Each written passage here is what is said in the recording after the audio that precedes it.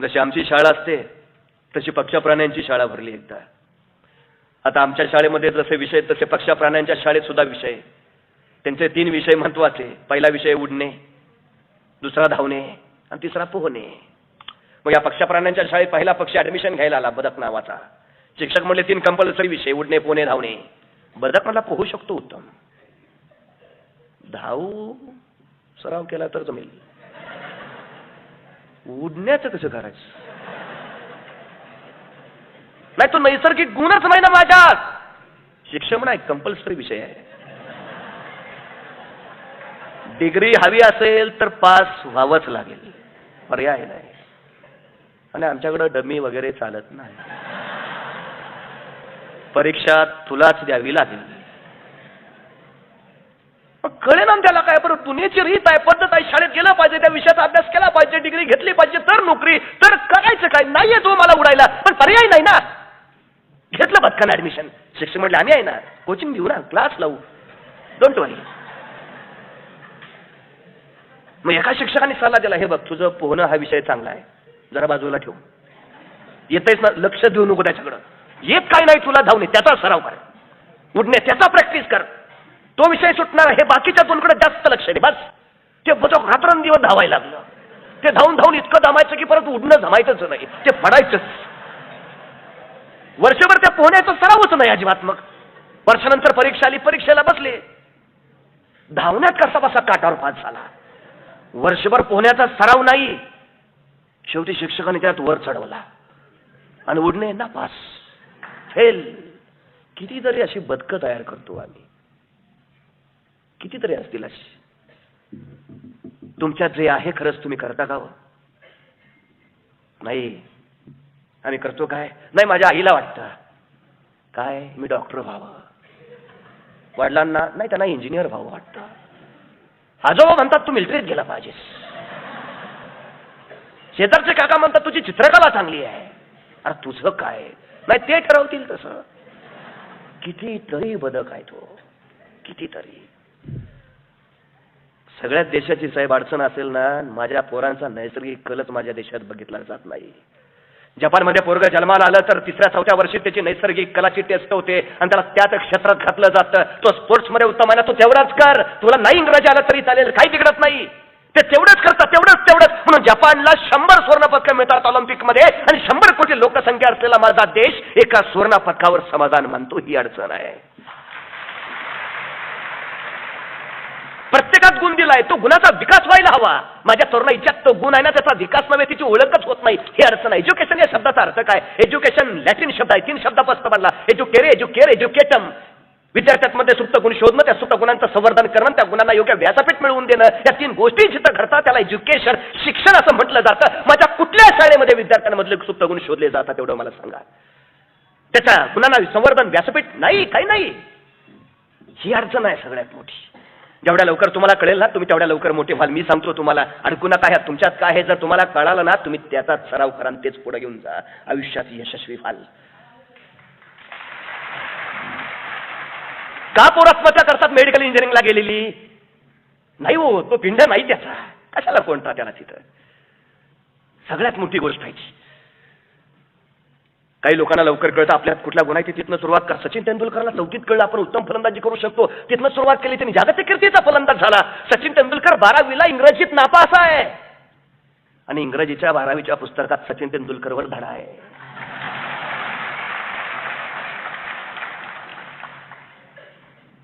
सचिन तेंडुलकरला लवकर कळतो जगतिक. इरफान पठाणला 9वीत असताना कळलं आपण उत्तम गोलंदाजी करू शकतो, त्याने तिथनी प्रगती केली. पण तेंडुलकर एवढी यशस्वीता नाही का, तर सुरुवात उशिरा झाली. जेवढ्या लवकर सुरुवात कराल तेवढ्या लवकर यशाच्या शिखरावर पोहोचाल. काही लोकांना शाळेत गेल्यावर कळतं आपल्यात कुठला गुण आहे, ते तिथनं धडपड चालू करतात. काही लोकांना महाविद्यालयात गेल्यावर कळतं आपल्यात कुठला गुण आहे, ते तिथनं हालचाल सुरू करतात. काही लोकांना लग्न झाल्यावर कळतं आपल्यात कुठला गुण आहे, ते तिथनं प्रयत्न सुरू करतात.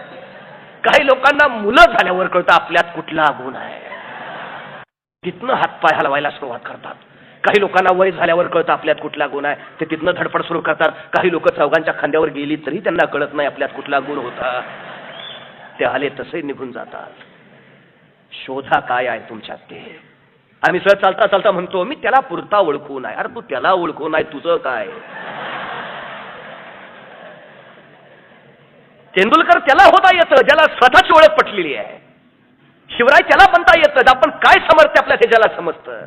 तुमचं सामर्थ्य काय, तुमची क्षमता काय, तुमचा गुण काय हे पहिल्यांदा कळू द्या. बदक नका हो, जे आहे ते दाबून ठेवायचं, जे नाही ते करायला बाहेर पडायचं. माझी तरुणाई वाया गेली याच्यात ही सगळ्यात मोठी शोकांतिका आहे.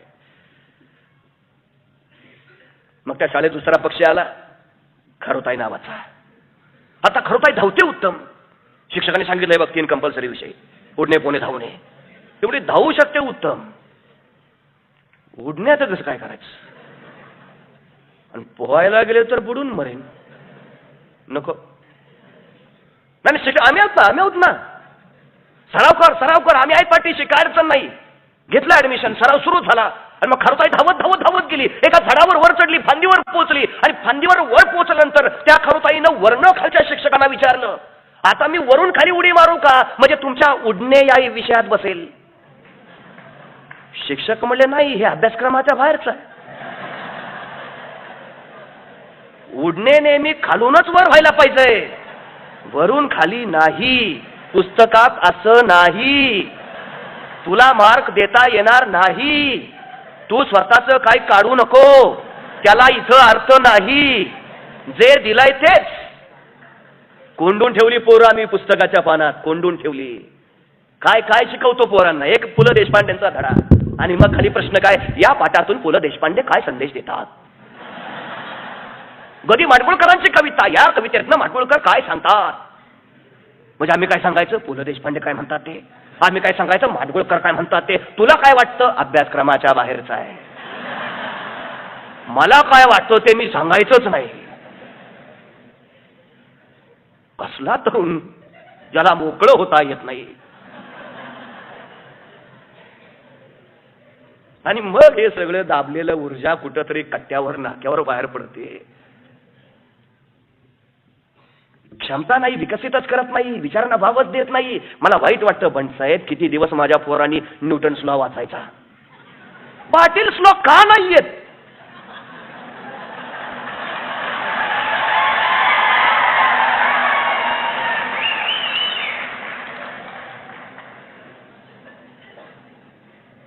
ओहम्स रूल आमची कुठं नावच नाहीत. आम्ही न्यूटन वाचायचा, आम्ही आइन्स्टाईन वाचायचा, आम्ही एडिसन वाचायचा. आमच्यात काही संशोधक जन्माला येत नाहीत. आम्ही यूच देत नाही. तू सांगू नको तुझं. ते न्यूटननं लिहिलंय ना ते करते ते बस. तू न्यूटन काय सांगतो ती लिही, तुझा रोल बनवू नको. कशी पोरं शास्त्रज्ञ होतील हो माझी. सगळ्यात शोकांतिका आहे आमची. खरोताई बनवून टाकली पोरं आमच्यानी. दाबून टाकल्या त्यांच्या विचारांना, दाबून टाकलं त्यांच्या क्षमता, दाबून टाकलं त्यांचं संशोधन. आता त्या IT पार्कमुळे माझी पोरं मोकळी झाली. कारण IT मध्ये प्रोग्रॅमिंग आहे, बुद्धीला चालना देणारं काम आहे. ते देतात, हे आठवड्यात तुला हे टार्गेट प्रोग्राम तयार कर. ते पोरगं बेभानपणे प्रोग्राम तयार करतं. माझी देशाची पिढी सगळ्यात बुद्धिमान आहे म्हणून अमेरिकेच्या सिलिकॉन व्हॅलीमध्ये इंडियन्स आहेत फक्त. का तर आत्ता चालना मिळाली त्याच्या बुद्धीला. नाही इथं नाही, जिथं मिळाली तिथं त्यांनी दाखवलं. नका दाबून ठेवू, अजिबात नका ठेवू. मग तिसरा एक पक्षी आला शाळेत, पोपट नावाचा. त्याला सांगितलं 3 कंपल्सरी विषय, उडणे पोहणे धावणे. पोपट म्हटला उडू शकतो आपण, मग त्यात पास. धावण्याचा सराव केला तर तेही जमेल, पोहण्याचं काय करायचं. शिक्षक म्हटले बाबा कंपल्सरी विषय आहे, पास तर व्हावंच लागेल. आणि परत प्रॅक्टिकलची एक्झाम आहेच ती.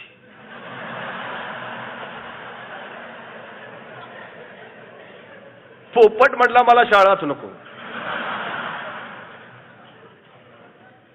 तो बाहेर चांगला आहे, राघू मैना पेरू.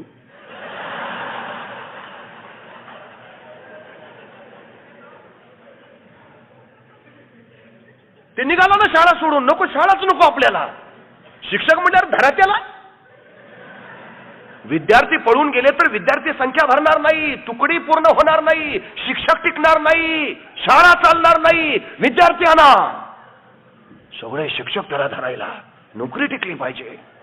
शाळा कोणासाठी, विद्यार्थ्यांसाठी का शिक्षकांची नोकरी टिकवण्यासाठी. धरला हो बिचाऱ्या पोपटाला. सोडू नका याला आता. नेमके शिक्षणाधिकारी येतील आणि हे गायब होईल. पोरं कुठं आहेत विचारतील, मान्यता काढून घेतील. पळून जाऊ देऊ नका. मग पिंजऱ्यात ठेवा त्याला. ठेवला पिंजऱ्यात त्याला. पोपट पिंजऱ्यात. आता पोपटाचा नैसर्गिक गुण काय? उडणे. पिंजऱ्यात विषयच नाही. धावणे पोहण्याचा तर सवालच नाही. पण पोपटाचा पिंजरा जर तुम्ही कधी बघितला तर त्या पिंजऱ्याचे खालणारा पाळणा असतो. हे तिन्ही गुण राहिले. नैसर्गिक गुण बाजूला सोडला. वर्षभरात त्या पिंजऱ्यामध्ये या पोपटाने एक नवीनच गुण अस्तित्वात आणला की हलत्या पाळण्यावर तोल सावरून सुरक्षित कसं बसायचं. वर्षभर त्याचाच सराव. वर्ष झालं शिक्षक म्हणले काढा परीक्षेला बाहेर याला. मग त्याला परीक्षेला बाहेर काढला. आता वर्षभर आतो त्याला उडता कुठं येत आहे, धावता येईना. कसा बसा तोल सावरत एका फांदीवर पोहोचला आणि पहिली कृती घट्ट सुरक्षित धरून बसला. कारण तेवढं शिकलेला आत. आमच्या पोरांचं सुद्धा तसंच होतं. एकदा डिग्री मिळाली की बाहेर सरकारी नोकरी, घट्ट सुरक्षित आयुष्य. काही नाही, सरकारी नोकरी बस. उद्याच्या तरुणांचे भवितव्य सगळे पोपट.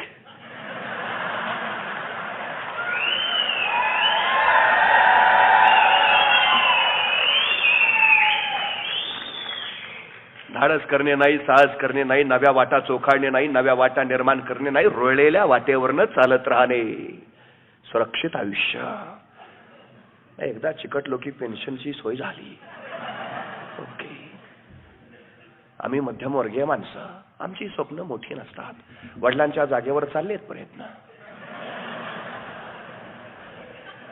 आमच्या तरुणांचे भवितव्य. आणि मग आम्ही म्हणतो मराठी माणूस व्यापारात माग, मराठी माणूस उद्योगधंद्यात माग. सुरक्षित जीवनाची सवय लावली ना आम्ही. धाडस करायला किती पोरं तयार होतात. किती वडील सांगतात चल उतर रे, काय होईल ते बघू. नाही हो, पोपट केले आम्ही. सुरक्षित राहा बाबा, सांभाळून राहा बाबा, पिंजऱ्यातच जग बाबा. बोलताना सुद्धा एखाद्याला विचारतो सध्या काय चालतो, काय नाही सध्या धंद्यात पडलोय. बोलताना सुद्धा धंद्यात पडलोय. तो धंद्यात असा पडतो की पुन्हा उठून उभाच राहत नाही. किती सकारात्मक दृष्टिकोन आहे आमचा. आणि आम्ही ज्ञान घेतो, आम्ही शिक्षण घेतो, किती त्याचा वापर करतो पुढच्या आयुष्यात. एखाद्याला विचारतो शिकलाय ना 12वीत, ते परीक्षेपुरतं. मार्कांपुरते ज्ञानवंत झालो आम्ही आणि डिग्री पुरते प्रज्ञावंत झालो आम्ही. बाकी त्या शिक्षणाचा ज्ञानाचा व्यावहारिक जगात वापर नाही. हजारो वर्षापूर्वी गौतम बुद्धांनी सांगितलं विज्ञानवादी व्हा. गौतम बुद्धांना अपेक्षित विज्ञानवाद कुठला? त्यावेळी नव्हतं केमिस्ट्री फिजिक्स. मग विज्ञानवाद म्हणजे काय? विज्ञान म्हणजे काय? विज्ञान या शब्दाचा अर्थ आहे ज्ञानाची कृती करणं, ज्ञानाचा वापर करणं. त्याचा अर्थ विज्ञान. आम्ही शिक्षण घेतो, माहिती संकलित करतो, म्हणजे ज्ञान मिळवतो. वापर करतो का? नाही. ज्या दिवशी माझ्या देशातली पोरं मिळालेल्या ज्ञानाचं विज्ञानात रूपांतर करतील, या देशात एकही बेकार आणि बेरोजगार दिसणार नाही. अजिबात पण नाही. आमच्याकडं सगळे पोपट. आणखीन एक पक्षी आला शाळेत परत, कोकिळा नावाचा. कोकिळाचा गळा गोड आहे, गाणं इतकं मधुर की सगळी सृष्टी भारावून डोलायला लागेल. वर्णनीय गुण आहे तिच्यात. पण कोकिळा रंगानं काळी आहे. बस एवढा अद्भुत विलक्षण गुण असून सुद्धा तिच्या मनामध्ये न्यूनगंड आहे की आपण काळी आहोत, आपलं व्यक्तिमत्व चांगलं नाही, चार चौकात आपण उठून दिसत नाही.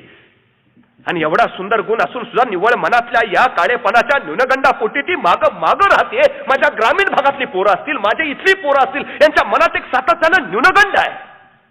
मग भले तुम्हाला इंग्रजी येत नाही, मी ग्रामीण भागातला आहे, मी साध्या घरातला आहे, सातत्यानं गुण आहे, सगळं आहे, पण न्यूनगंड सगळ्यात मोठी अडचण आहे.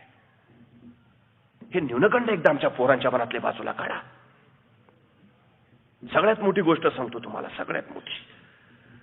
हाताची 5 बोटं एकसारखी नाहीत, झाडाची 2 पानं एकसारखी नाहीत, हातावरच्या प्रत्येकाच्या रेषा सुद्धा एकसारख्या नाहीत, एकसारख्या डोळ्याची 2 माणसं भेटणार नाहीत. सगळ्यात महत्वाची गोष्ट सांगतो, या जगात तुमच्यासारखं दुसरं कुणी नाही. तुमच्यासारखे इथं फक्त तुम्हीच आहात, दुसरं नाहीच आहे कुणी. अभिमान बाळगायला शिका. नो आवृत्ती, मी एकमेव, बस माझ्यासारखा जगात कुणीच नाही. अभिमान बाळगा. न्यूनगंड कसले बाळगता? अभिमान बाळगायला शिका स्वतःवर, स्वतःच्या क्षमतेवर, स्वतःच्या व्यक्तिमत्वावर. हा अभिमान बाळगला, ह्या क्षमतेची सामर्थ्याची ओळख केली की मग जिंकलात. काढून टाका तरुणाईच्या मनातले हे न्यूनगंड. सगळ्यात मोठी गोष्ट आहे ती. शेवटचा पक्ष आला शाळेत, गरुड नावाचा. शिक्षकांनी सांगितलं, हे बघ कंपल्सरी विषय, त्याच्या नादाला कोण लागत नाही, शिक्षक पण लागत नाही. पूर्वीचा काळ होता तसा. पूर्वी सर शिक्षक वाट्यावर दिसले की पोरं रस्ते बदलायची. आता पोरं रस्त्यात दिसली की शिक्षक वाटा बदलतात.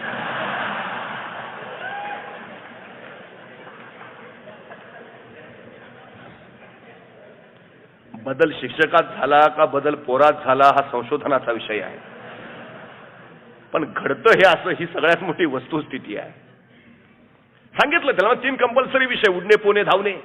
गरुड म्हणाला, उडण्यात आपला हात कुणी धरू शकत नाही, धावायला मी जमिनीवर यायची गरज काय? आभाळात भरारा मारतो मी, खाली आणता मला तुम्ही कशासाठी? नको, विषय काढून टाका. अरे म्हटलं कंपल्सरी आहे, जमत असलं सांगा. बरं ठीक आहे, पोहणे. पागल आहे का?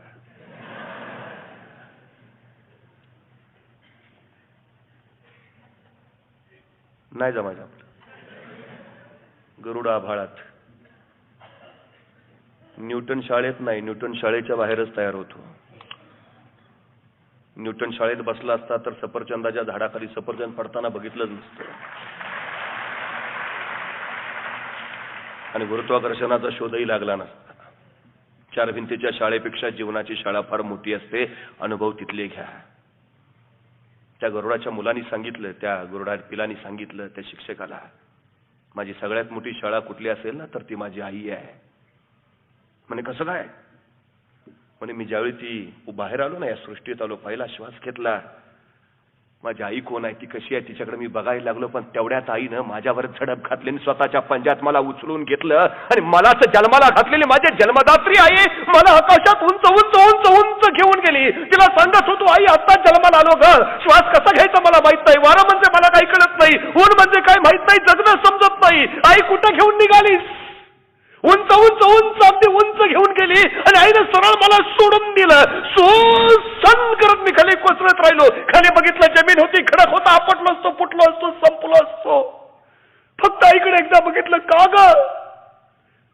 आणि खाली खाली येता येता अचानक मी माझे पंख हळूहळू बाहेर काढले, फैलावले आणि त्या वाऱ्यावर स्वार झालो. एक गिरकी घेतली आणि आईला वर बघत म्हणाला, आई उडणं जमलं ग.